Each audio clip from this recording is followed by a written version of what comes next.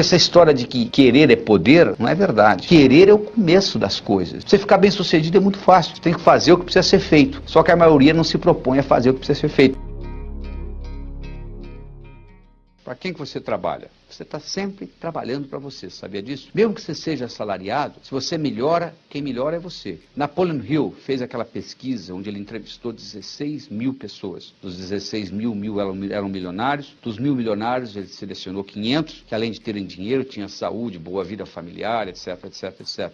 E muitos daqueles indivíduos, eles começaram pobres e terminaram ricos. Todos aqueles indivíduos que começaram pobres e terminaram ricos, quando eles trabalhavam para alguém, eles trabalhavam como se a empresa fosse deles. Eles economizavam como se a empresa fosse deles. Eles administravam como se a empresa fosse deles. Porque se você tem a atitude seguinte, bom, eu não vou me empenhar nisso não, porque isso não é meu.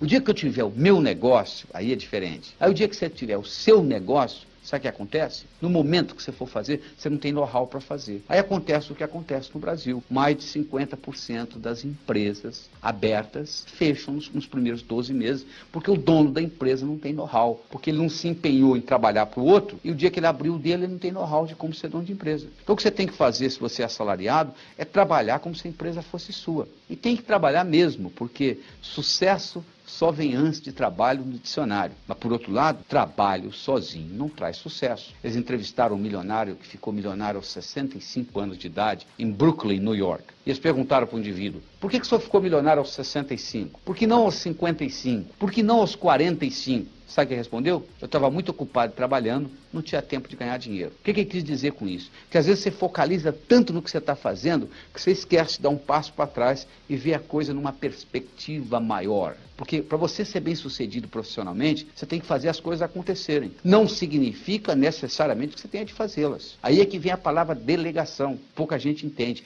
Delegar significa que eu vou entregar para alguém que faça pior do que eu. De antemão eu já sei disso, mas eu vou entregar de qualquer jeito, porque eu delegando para outra pessoa, que faz pior do que eu faço, eu vou primeiro liberar o meu tempo para fazer coisa mais importante. E segundo, eu vou estar ajudando a outra pessoa. Você imaginou o cirurgião para operar, tivesse que ser um ótimo cirurgião? E como que ele vai se tornar ótimo? Ele tem que aprender. Alguém teve que delegar para ele chegar lá. Então a pessoa que não sabe delegar, ela está presa, porque você só tem 24 horas por dia, você tem um limite de tempo. O indivíduo que aprende a delegar, ele então alavanca. Ele consegue fazer várias coisas ao mesmo tempo. A outra coisa importante para você entender em aspecto de sucesso profissional é você entender a diferença entre a palavra eficiência e a palavra eficácia. Eficiência significa fazer bem feito. Eficácia significa fazer o que precisa ser feito. Você pode fazer muito bem feito, mas não precisa ser feito. Que diferença que faz? Nos Estados Unidos, aconteceu um acidente com 3 ou 4 crianças, onde elas ficaram presas dentro de geladeiras velhas, que iam para o basement, porão da casa, a criança entrava, a geladeira batia. Você lembra que antigamente, você deve ter visitado a casa da sua avó, a geladeira tinha uma maçaneta e aquela tranca trancava. Então, de dentro não conseguia abrir. Então, as crianças morreram asfixiadas, foi uma confusão enorme nos Estados Unidos, então eles decidiram montar geladeiras que abriam de dentro para fora também. E resolveram treinar as crianças no jardim da infância para abrir geladeira de dentro para fora. Na hora que está tudo pronto para começar, veio um sujeito e disse, para, não precisa nada disso. É só colocar um imã na porta da geladeira. Quando você bater, ela fecha. Se alguém ficar preso lá dentro, é só puxar o pé e abra. Aí o sujeito disse, não, mas está tudo preparado para ensinar para as crianças? Disse, mas não precisa. Ensinar o quê? Esse na sua geladeira da sua casa hoje, tem isso, tem um imã que segura. Esse aqui abrir é só você puxar, não tem problema nenhum. Então olha que interessante. O que é isso? É fazer o que precisa ser feito. Todas as vezes que você for na sua empresa, ou na sua vida de um modo geral, gastar tempo ou dinheiro com qualquer coisa, a primeira pergunta que você tem que fazer é a seguinte, isso precisa ser feito ou não? Se a resposta é não,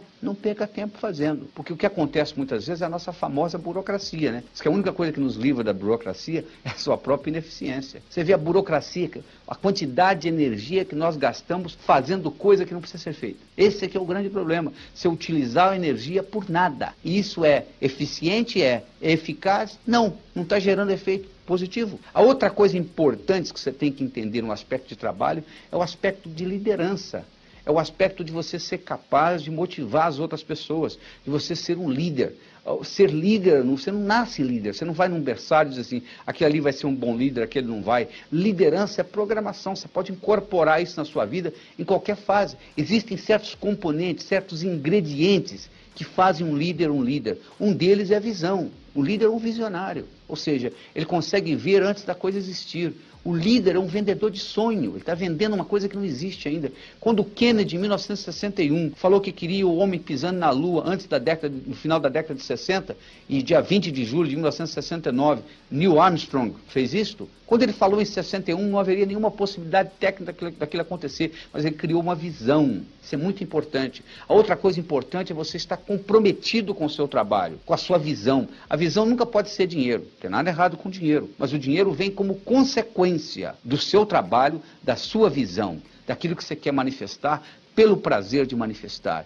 A outra coisa importante é você saber se comunicar, você saber conversar metaforicamente. A metáfora é a linguagem dos deuses. É importante você trabalhar com integridade. Nem tudo que é lucrativo é íntegro, mas tudo que é íntegro é lucrativo a longo prazo. Essa frase é de Buckminster Fuller, que foi provavelmente um dos indivíduos mais inteligentes que viveu nesse século. Então você tem que ter integridade. Nós não somos não tem nenhum camelô aqui. Você quer fazer o negócio de novo, e de novo, e de novo, e de novo. Você tem que usar mais a sua intuição no seu trabalho. A quantidade de informação dobra a cada 4 anos. A partir do ano 2000, dobra a cada 20 meses. Você não vai conseguir coletar todos os seus dados para fazer uma decisão. Intuição significa fazer decisões corretas com dados incompletos. Cada vez mais você vai ter que ser capaz, ter que utilizar essa intuição. E você tem que também entender de realidade. Você não adianta você dar uma de avestruz e enfiar a cabeça na areia. Você tem que entender onde você está operando, qual é o mercado, o que isso pode lhe dar de lucro.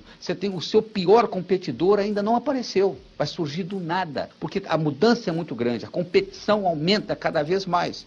Então você não só tem que trabalhar, mas você tem que dar um passo para trás e ver isso de uma forma diferente, de uma forma panorâmica, conseguir antecipar o futuro, trabalhar com excelência, trabalhar com inovação, estar em constante inovação o tempo todo, mudando, porque muda, o mercado é dinâmico. Ele está sempre em mudança, sempre em mutação. Do mesmo modo que o mercado está em constante mutação, a sua abordagem tem que estar em constante mutação, porque senão vai acontecer o que acontece com a maioria das empresas. Você pega as 500 maiores empresas mundiais em 95, você pega as 500 maiores empresas mundiais em 1960, 2/3 daquelas que eram grandes em 60 não existem mais. O que aconteceu? Elas acreditaram que tinham bastante sucesso, que eram grandes, o paradigma mudou, o mercado mudou, elas não conseguiram fazer nada. O que faz um negócio? Primeiro você tem que ter dinheiro, não precisa ser seu, você pode até arrumar emprestado, mas você tem que começar com um dinheiro.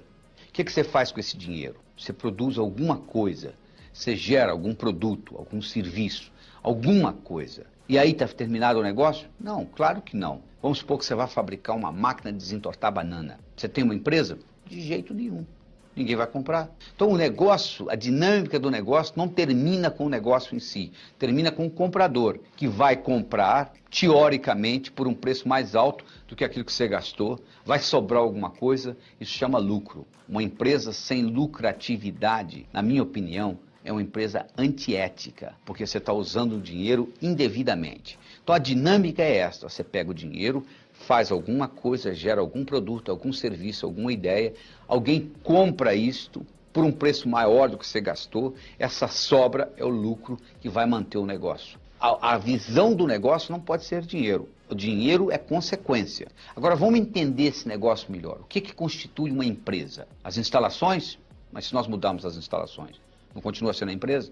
Os produtos? E se nós mudarmos a linha de produto, não continua sendo a empresa? Os funcionários? E se você mandar todo mundo embora e contratar gente nova, não continua sendo a empresa? Opa, então nós temos um problema. A empresa não é constituída pelos funcionários, nem pelas instalações, nem pelos produtos. O que é uma empresa? Uma empresa é uma conversa que foi estabelecida pelo fundador e que se perpetua nos corredores. Não está escrito em lugar nenhum. Isso chama cultura empresarial. Então toda empresa tem a sua cultura. Do mesmo modo que nós temos gente neurótica, gente psicótica, gente compulsiva, gente altruística, nós temos as empresas. As empresas têm as características dos seres humanos. E essa conversa constitui a cultura empresarial. Todas as vezes que você brigar contra o mundo, eu aposto no mundo. Todas as vezes que você for contra uma cultura empresarial, você perde. O perdedor é você. Porque a cultura empresarial tende a se manter, tende a ficar no status quo. Então você, para modificar uma cultura empresarial, isso não ocorre da noite para o dia. Isso ocorre gradativamente. E numa empresa, hoje, mais do que nunca, vocês têm que estar constantemente fazendo o que nós chamamos de inovação empresarial. Os japoneses têm uma palavra chamada Kaizen, K-A-I-Z-E-N, significa melhora contínua. Hoje, melhor do que ontem e pior do que amanhã. Você tem que estar em constante inovação empresarial. Para você fazer isso, você como empresário, como executivo, como profissional, você tem que ter 3 características básicas. Primeiro, você tem que ter excelência. Ou seja, você tem que fazer o melhor possível. Você tem que fazer igual o melhor dos competidores. Esse termo chama-se benchmarking. Ou seja, você tem que fazer igual o melhor está fazendo na praça. Ninguém se propõe hoje em produzir um produto de segunda categoria. Isso não existe. Então você tem que produzir o melhor que você pode produzir. O indivíduo hoje que diz a minha empresa é de alta qualidade, ele não está fazendo mais do que a obrigação. Qualidade não é vantagem competitiva. Qualidade é condição sine qua non. Do contrário, você não merece nem entrar em campo para jogar. Excelência é condição sine qua non. Não é vantagem competitiva. Mas ser só excelente não adianta nada. Você tem que ter inovação. Mas se você tiver excelência e inovação sem antecipação, também não adianta nada. Se você caminha, você tem que ver metros na sua frente, senão você bate. Se você dirige um carro, você tem que ver quarteirões na sua frente, senão você bate. Se você pilota um jato, você tem que ver milhas na sua frente, senão você bate. Você está pilotando um jato a 1000 km por hora, aparece um obstáculo a 500 metros, você já bateu. Quanto maior a velocidade que você se locomove, maior terá que ser a sua capacidade de antecipar. Quando você caminha, metros. Quando você dirige, quarteirões. Quando você pilota, milhas. Agora, como que você antecipa o futuro? Você não aprendeu na escola. O que é hoje impossível na minha vida profissional? Mas que se fosse possível, mudaria fundamentalmente o modo como eu vivo.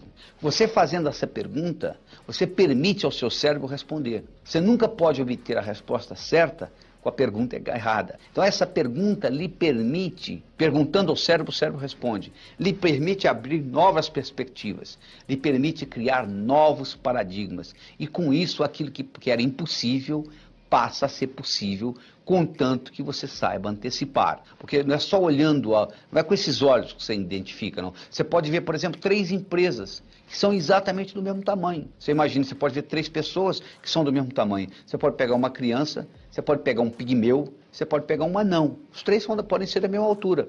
A criança, ela vai crescer. O pigmeu, se ele crescer, ele cria um problema ecológico seríssimo. O lugar onde ele vive, o tamanho da cama dele, o tamanho da casa, não tem jeito. E o anão, ele tem uma estrutura genética alterada. Quer dizer, ele está numa sociedade onde todo mundo é maior e ele vive um problema.